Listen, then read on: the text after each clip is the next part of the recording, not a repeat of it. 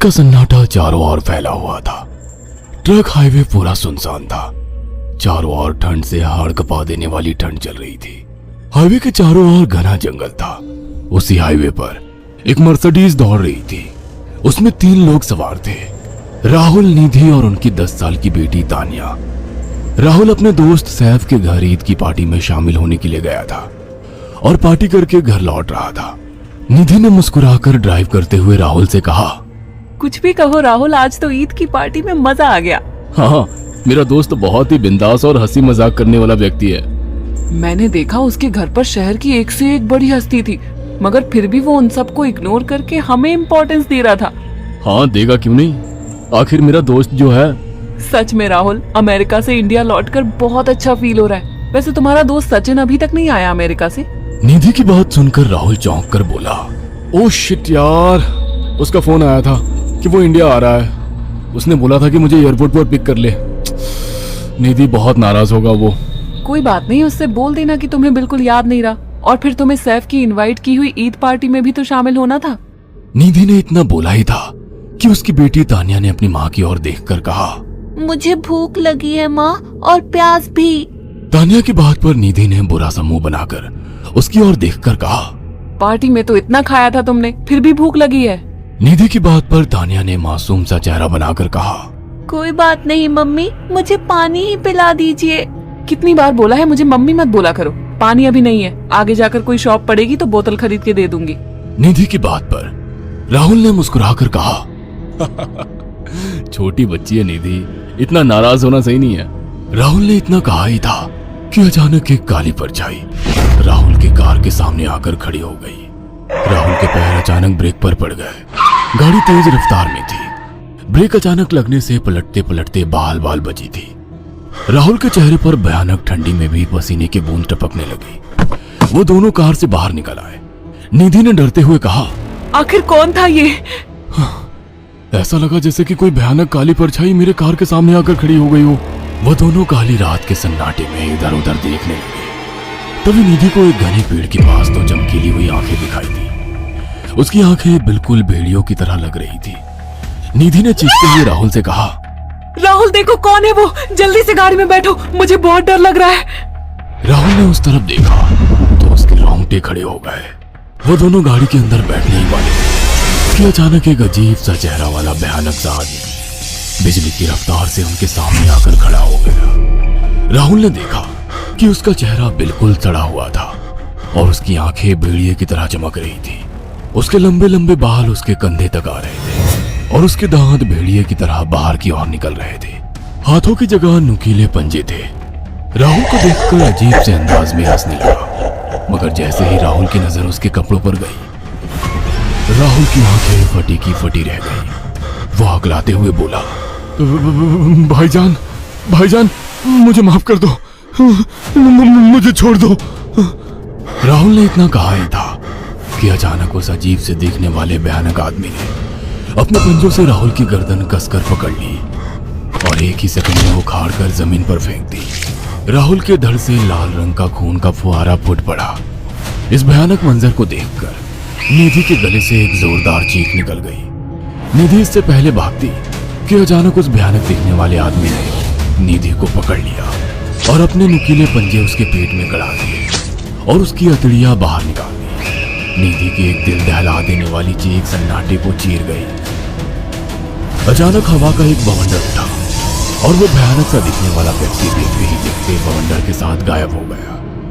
तानिया ने डरते डरते निधि के मोबाइल से पुलिस और सैफ को बुला लिया और कुछ ही देर में वहां चारों ओर पुलिस की गाड़ियां थी। पुलिस ने राहुल के दोनों दोस्त सैफ और सचिन को वहीं बुला लिया। इंस्पेक्टर अर्जुन ने दोनों से कहा, मैंने ऐसी हत्याएं अपने करियर में कभी पहले नहीं देखी। ये काम तो ना किसी जानवर का लगता है, ना ही किसी इंसान का। सचिन कपकपाती हुई आवाज में बोला, आप कहना क्या चाहते हैं? कुछ कह नहीं सकता। जिस किसी ने भी इन दोनों को मारा है उससे एक बात तो साबित होती है कि वो इन दोनों से हद से ज्यादा नफरत करता था। अब सारी सच्चाई तो ये बच्ची ही बता सकती है। इतना बोलकर इंस्पेक्टर अर्जुन तानिया के पास चला गया, जो बेहद डरी हुई थी। तानिया ने आंखों देखी सारी घटना इंस्पेक्टर अर्जुन को बता दी। तानिया की बात सुनकर इंस्पेक्टर अर्जुन कंफ्यूज चेहरा लेकर मोबाइल पर किसी से बात करने लगे। सचिन इंस्पेक्टर के पास आ गया और सैफ भी डरता हुआ इंस्पेक्टर अर्जुन के पास आकर बोला, क्या हुआ इंस्पेक्टर? तानिया ने क्या बताया? उसने जो बताया वो काबिले यकीन नहीं है। उसकी बात पर किसी भी तरह से यकीन नहीं किया जा सकता। फिर भी कुछ तो बताया इंस्पेक्टर। हाँ, उस बच्ची के मुताबिक एक भूत ने निधि और राहुल को बड़ी बेदर्दी से मारा है। इंस्पेक्टर की बात सुनकर दोनों बुरी तरह से चौंक गए। क्या मतलब है इस बात का? बच्ची बेहद डरी हुई है। हम आगे की तफ्तीश जारी रखेंगे। निधि और राहुल तो चले गए, अब तानिया को मैं रख लूंगा। नहीं, राहुल मेरा अच्छा दोस्त था। तानिया अब मेरे साथ रहेगी। देखिए, बच्ची के माँ बाप अब इस दुनिया में नहीं है और आप दोनों भी शादीशुदा है। मुझे नहीं लगता कि आप दोनों बच्ची की सही से देखभाल कर सकते हैं। मेरी कोई औलाद नहीं है। मैंने अपनी पत्नी को फोन कर दिया है, वो भी IPS ऑफिसर है।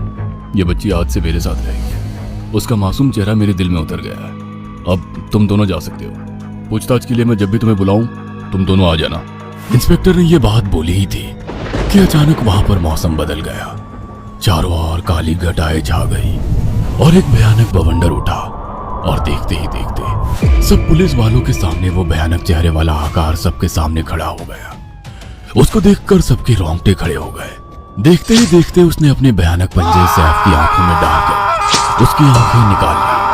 सैफ ने चीखते हुए वहीं दम तोड़ दिया।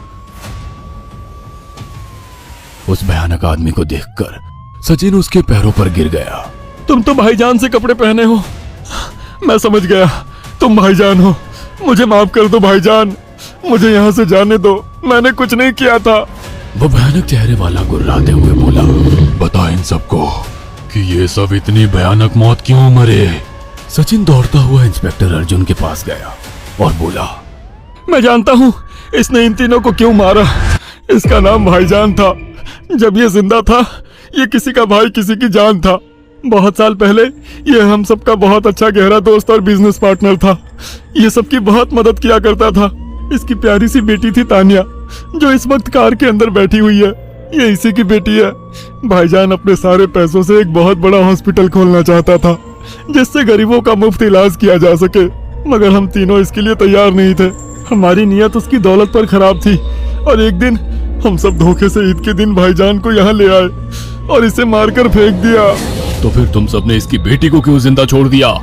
हमें बाद में पता लगा कि भाईजान ने सारी जायदाद अपनी बेटी के नाम कर दी है, इसीलिए हमने भाईजान की पत्नी को भी मार दिया।